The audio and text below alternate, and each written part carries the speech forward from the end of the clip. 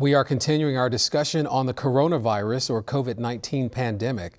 And with new case numbers on the rise throughout the country and beginning to increase again slightly here in Florida, where we recently entered phase 3, this leaves many residents questioning what we should do next. Face masks are required throughout many Central Florida communities, and more testing sites are opening to accommodate the numbers. So what does all this mean for you? Well, on this special edition of Healthy Connections, we're going to get an up-to-date look at where we are as a community dealing with this pandemic.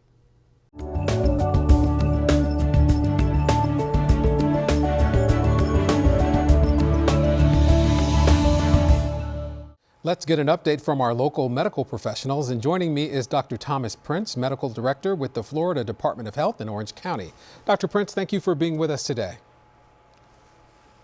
It's a pleasure to be with you, Clarence. Thank you for having me. So, Dr. Prince, where are we when it comes to the virus? I've been seeing some things that we're having a little bit of an uptick in Orange County. You know, I actually reviewed the numbers this afternoon, and I'll be honest with you. I'm hesitant to make any conclusions about where exactly we're going with our numbers right now.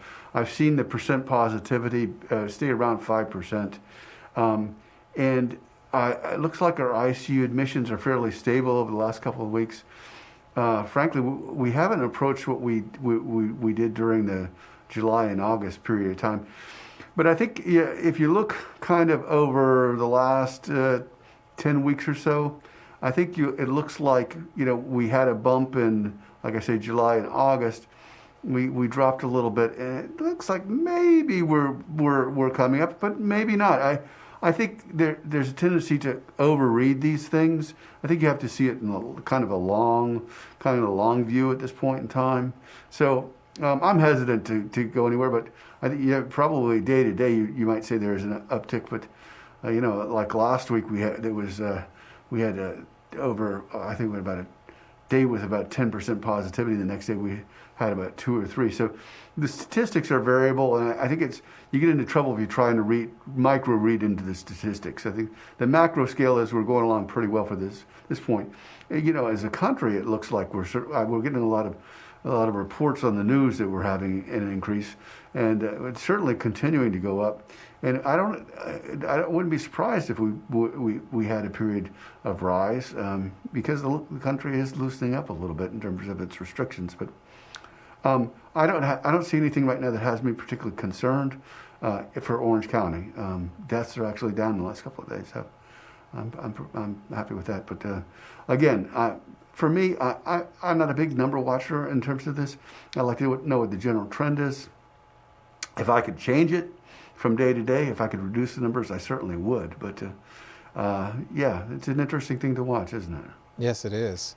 And I know that the FDA has approved convalescent plasma therapy. Can you give us an idea of who that might help once we start to use it? Sure, of course. My cousin was in the hospital up in Virginia just recently, just to let go today, and he got convalescent plasma, as a matter of fact, and it helped him. At least that's my impression. Actually, when you look at the studies, and there have been a number of studies, convalescent plasma is an interesting thing. We had convalescent plasma treatment before we even had antibiotics. I believe it was first used around the 1890s or so. And what convalescent plasma refers to is convalescent means the period of time after recovery from a disease. And plasma is the component of your blood, or the liquid component of blood, without the cellular components, without the red blood cells and without the white blood cells, without the platelets. So if you take the serum from people who have had the disease, you'll find that serum is rich in antibodies against the coronavirus, and you can then transfuse that into somebody who's suffering an infection, and those antibodies will work as if they were that person's own antibody, and they will attack the coronavirus and allow them to mount a strong infection response and hopefully let them recover.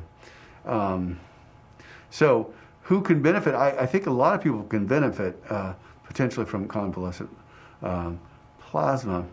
And of course, the more people get sick, the more plasma we have available.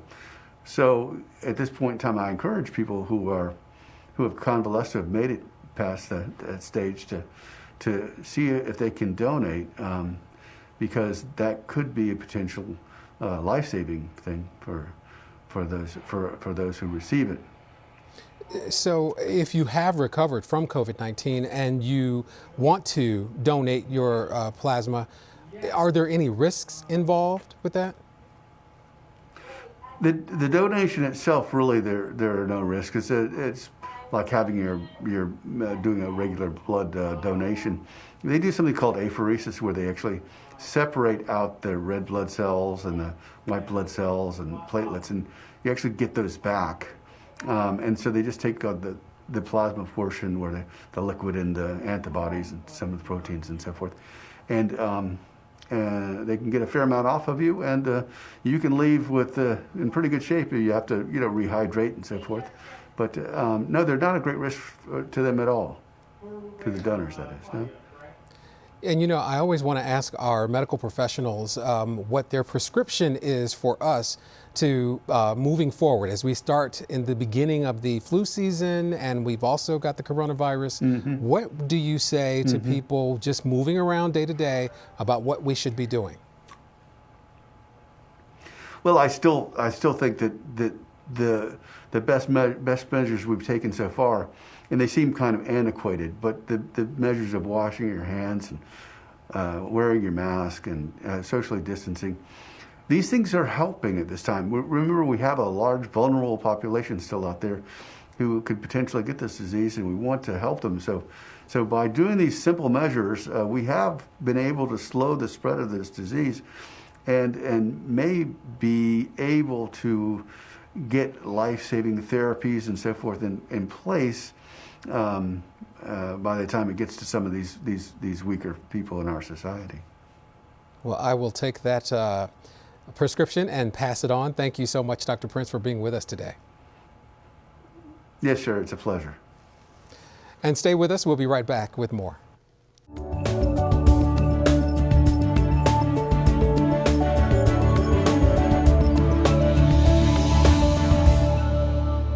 Our next guest is Dianna Arnold, manager of the Citizens Resource and Outreach Division of the Community and Family Services Department for Orange County Government. And she is back to give us an overview of the CARES Act funding and how it can help families in need. Dianna, thanks for joining us again. Thank you. I appreciate the opportunity to share the information about the CARES program and how it can help Orange County residents. So what is the latest update of the CARES funding, and how can people get help? So the biggest update for today is the CARES portal will be opening again tomorrow on Saturday the 24th at 8 a.m. and we will be allowing 15,000 residents into the portal to apply. And the way for residents to get help is to provide us with just a few documents and some information. If they're an Orange County resident and they've had a COVID impact, a loss of hours, reduction in wages, layoff, any of that type of thing, they just need to go into the portal when it's open, answer a few questions, put their information online, and upload their photo ID, their Social Security card, and any documents that are needed for COVID impact or to show that they're an Orange County resident. And it really only takes, once they're in the portal, just a few minutes. It's a minimum number of documents and questions. And then they're in and we will review their application. So for people who don't know, what is the CARES funding and why does it even exist? So the CARES funding that Orange County is using for this program is part of the stimulus program that was enacted by Congress, and they did the CARES funding that went down to all states and to certain local governments.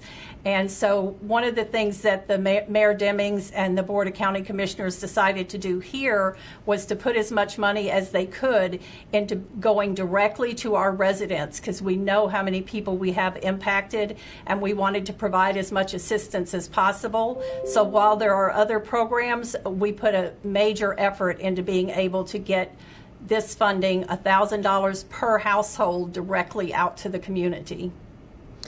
And as it pertains to individuals and families, what are the steps to eligibility?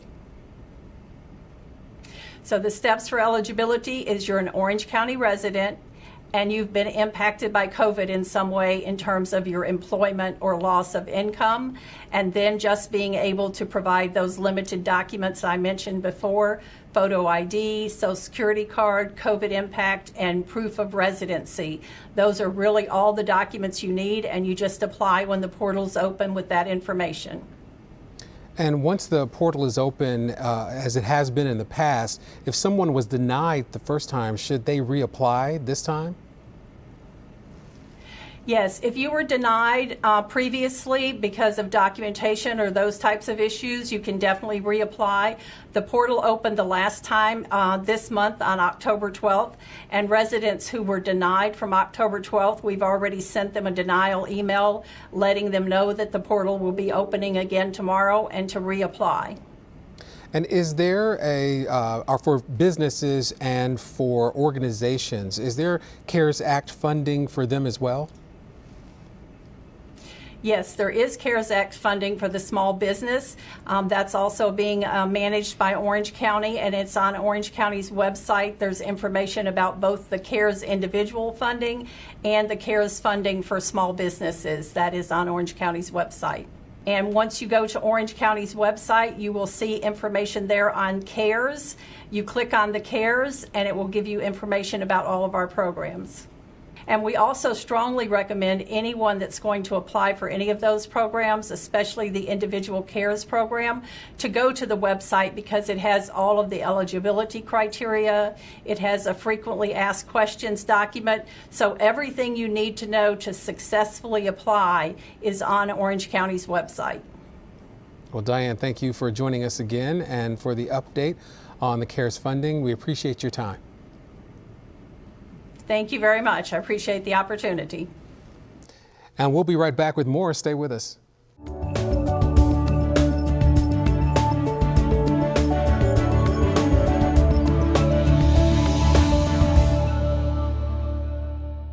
There are countless organizations trying to fight this virus by doing what they do best, serving the community.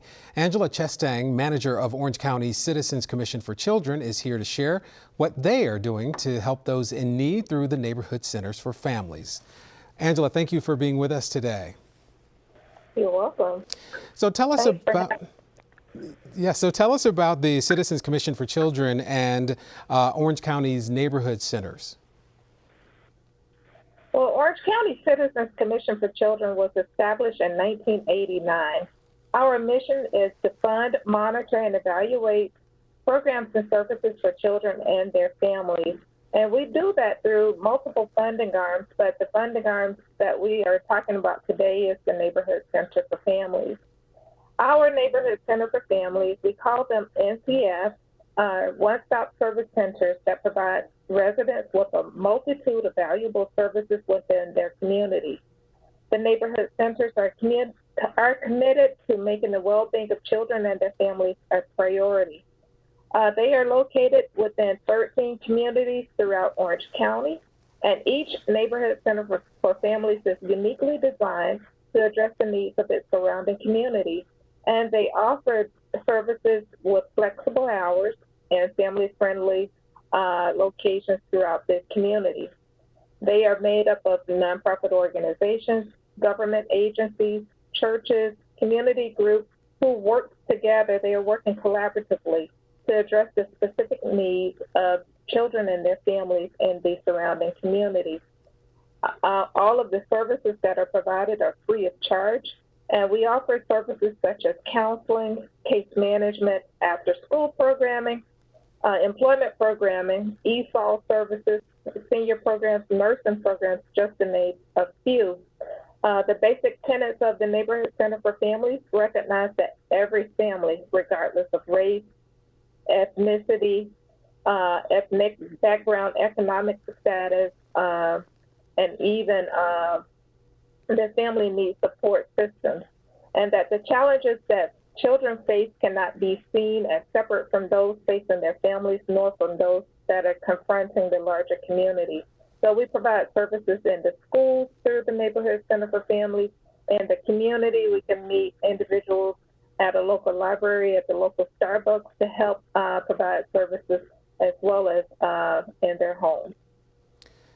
And during this pandemic, a lot of the organizations who have been operating for years have had to change the way that they do business. How has the Neighborhood Centers for Families changed to help people during this pandemic? Well, it would be, of course, an understatement to say that we are currently living through extraordinary times, and the effect of our present circumstance will continue to impact us all. The Neighborhood Center for Families, they've been serving some of our most vulnerable residents during this time, our children, our seniors, and our families throughout the pandemic. They value being the kind of organization that people trust, so they quickly adopted safety protocols, hand washing, sanitizing, they're taking temperature, and they're implementing social distancing strategies. And our Neighborhood Center for Families team, they've risen to the occasion and they've adapted to the new normal that we're doing business in right now. And they found some unique strategies to help our Orange County residents deal with crisis and support their families. And that includes transitioning to HIPAA-compliant virtual platforms, assisting families by phone. They've done some grab and go activities and some curbside delivery of food pantry meals. And to keep our residents safe, they've also started providing services in person by appointment only. Thanks to the foresight of Orange County mayors and Orange County administration, our Neighborhood Center for Families have become a distribution site for masks, and they are distributing masks to the community for free. They are offering ESOL classes virtually. Our nurses are doing immunizations and school physicals to get students back into school. And our many sites have collaborated with partners such as Second Harvest, Wawa, Big Sis, St. Margaret Catholic Church to provide thousands of meals to community members through grab and goes and food distribution sites. For our seniors, we've implemented grab and goes, and they are at the Taft and the Popkazelwood Neighborhood Center for Families, where they are continuing to engage our seniors even though they can't meet and congregate. But we are making regular phone calls and checking in on our seniors and visiting with everyone as they come through those food distribution sites. Our computer labs are being used currently to help individuals apply for reemployment benefits as well as food stamps. Our Neighborhood Center for Family staff, and particularly our Goodwill staff, they've been helpful in walking individuals through the reemployment process. All of our Neighborhood Center for Families, they've offered back to school events a little bit differently this year, and they've done those through drive-throughs, and where they gave supplies to over 1,600 students so that they can get back to school. And our counselors have been extremely busy, as you can imagine. They are working with our families. They've reported that every family has been impacted some way, in one way or another, during this pandemic. And they are having some anxiety regarding their finances. There's some instability that's associated with returning to school, and then they're just helping them with their mental and their physical health. Our Neighborhood Center for Families, they are seeing a regular flow of clients each week, but their commitment is a direct result of the gratification that they receive with working with these families and the services that they deliver, because they understand that they are changing lives. It's a full array of services. So how would somebody get in more information so that they could access these services? To obtain more information about the Neighborhood Center for Families, they can go to the website, Orange County's website, www.orangecountyfl.net, and they can enter a keyword search, Neighborhood Center for Families, or they can contact us here at the Citizens Commission for Children. The phone number is 407-836-7610. Excellent. Angela, thank you so much for sharing that information. I'm sure lots of families will take advantage. Thank you for being with us today. Oh, you're welcome. And we'll be right back with more. Stay with us.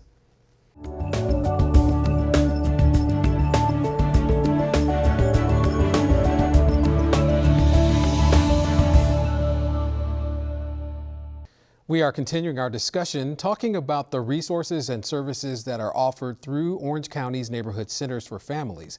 And joining me now is Ella Shepard, Focus Counselor at the Pine Hills Neighborhood Center for Families. Ella, thank you for joining us. Thanks for having me, Clarence. So, Ella, first of all, tell us what does Focus stand for and how do you serve clients in the Pine Hills neighborhood? Focus stands for Family Opportunities for Caring, Understanding, and Success. And we serve clients in the Pine Hills neighborhood, but there are Focus counselors at 10 of the 13 neighborhood centers across Orange County. So we provide individual, group, family, or couples therapy. Oh, wow. So how have things changed since the pandemic began back in spring? So it was the week of spring break for students that we serve who are in Orange County Public Schools. And I think it was March 17th, we started doing all of our services remotely. So it was an interesting transition, and we did our sessions the way that we are talking right now through Zoom, and our clients adapted and were flexible and were really amazing at just picking right up where we left off, and we were able to continue serving almost 100% of our clients. Excellent. And do you have any stories to share about how the Neighborhood Centers for Families has helped, especially during these tough times?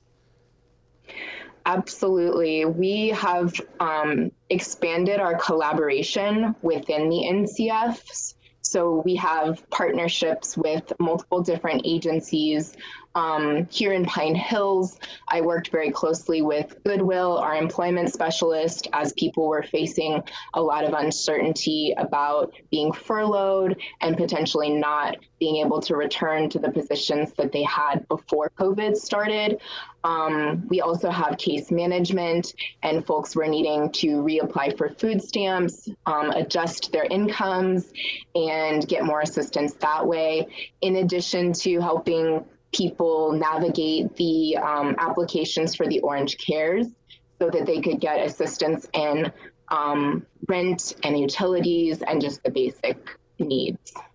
So how do people find out more information and get in touch with the organization to be able to access these services?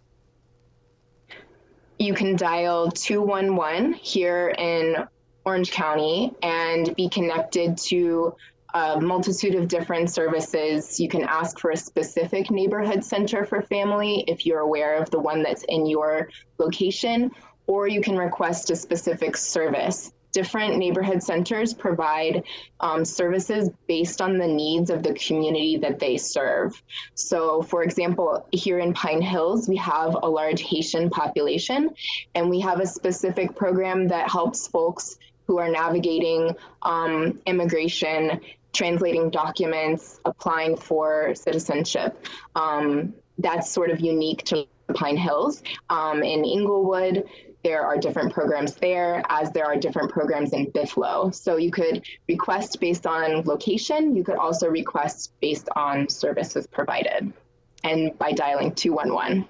Well, thank you so much, and thanks for being with us, Ella, and letting us know what resources are available for the community. Thanks for joining us. Thanks for the opportunity. And we'll be right back with more. Stay with us.